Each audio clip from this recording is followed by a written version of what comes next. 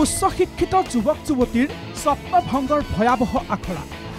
পুনৰ চৰ্চাত অৱসৰপ্ৰাপ্ত শিক্ষক নিযুক্তিৰ অদ্ভুত আশ্চৰ্যকৰ সিদ্ধান্ত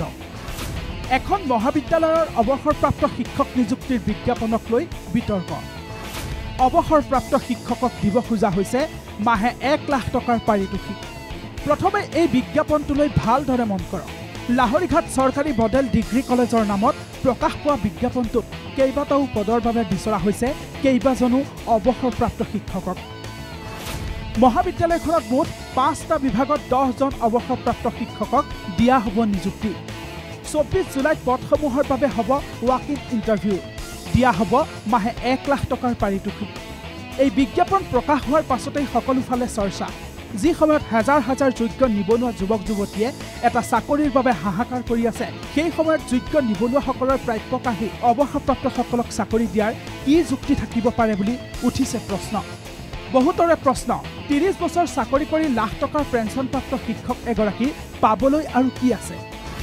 নতুন প্ৰজন্মৰ কথা ভাবি তেখেতসকলে নিজেই এই প্ৰক্ৰিয়াৰ পৰা আঁতৰি অহা উচিত তেখেতসকলে জীৱিকা অৰ্জন কৰা কলেজখনত বিনা বেতনে জড়িত হ'ব নোৱাৰেনে উল্লেখ্য যে ৰাজ্যত নতুনকৈ স্থাপন কৰা চৰকাৰী আদৰ্শ ডিগ্ৰী মহাবিদ্যালয়সমূহত অৱসৰপ্ৰাপ্ত কলেজ শিক্ষক নিযুক্তি দিয়াক লৈ চৰকাৰে লৈছিল এক বৃহৎ সিদ্ধান্ত মহাবিদ্যালয়সমূহৰ 50% শিক্ষকৰ পদত অৱসৰী শিক্ষকক নিযুক্তি দিয়া হ'ব বুলি সিদ্ধান্ত লৈছিল ৰাজ্য চৰকাৰে চৰকাৰৰ এই সিদ্ধান্তক বহু সময়ত কঠোৰ সমালোচনা কৰিছে কংগ্ৰেছকে ধৰি বিৰোধী দলসমূহে ৰাজ্যত উচ্চ শিক্ষিত নিবনুৱাৰ সংখ্যাই সৰ্বকালৰ ৰেকৰ্ড ভংগ কৰাৰ সময়তে চৰকাৰৰ এনে সিদ্ধান্তক হতাশাজনক আখ্যা দল সংগঠনৰ লগতে ৰাইজৰ লাহৰীঘাট চৰকাৰী মডেল ডিগ্ৰী কলেজৰ শেহতীয়া বিজ্ঞাপনটোৰ পাছতে পুনৰ চৰ্চাত আহিছে এই প্ৰসংগ চৰকাৰক তীব্ৰ সমালোচনা বিভিন্ন দল সংগঠনৰ ৰাজ্য চৰকাৰক সিদ্ধান্ত প্ৰত্যাহাৰৰ দাবী সদৌ অসম ছাত্ৰ সন্থাৰ সভাপতি উৎপল শৰ্মা আৰু সাধাৰণ সম্পাদক সমীৰণ ফুকনে প্ৰতিক্ৰিয়া ব্যক্ত কৰি ক'লে এনেদৰে অসমত হাজাৰ হাজাৰ উচ্চ শিক্ষিত নিবনুৱা যুৱক যুৱতী থকাৰ পিছতো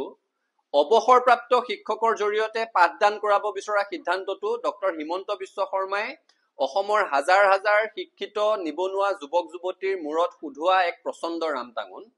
হিমন্ত বিশ্ব শৰ্মাৰ নামৰ আগতো ডক্টৰেট উপাধিটো আছে গতিকে সকলোৱে আশা কৰিছিল তেওঁ অন্ততঃ সেই PhD লাভ কৰা অলেখ পৰিশ্ৰম কৰি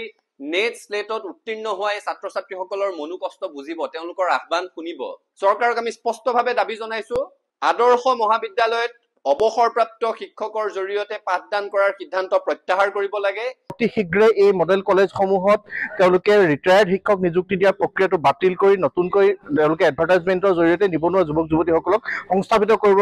পৰাকৈ এটা ব্যৱস্থা কৰিবৰ কাৰণে আমি চৰকাৰৰ স্থানৰ পৰা দাবী উত্থাপন কৰিছোঁ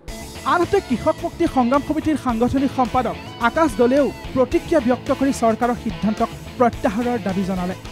আমি কৃষক মুক্তি সংগ্ৰাম সমিতিয়ে দাবী উত্থাপন কৰিছোঁ কোনো কাৰণতে অৱসৰপ্ৰাপ্ত যিবিলাক শিক্ষক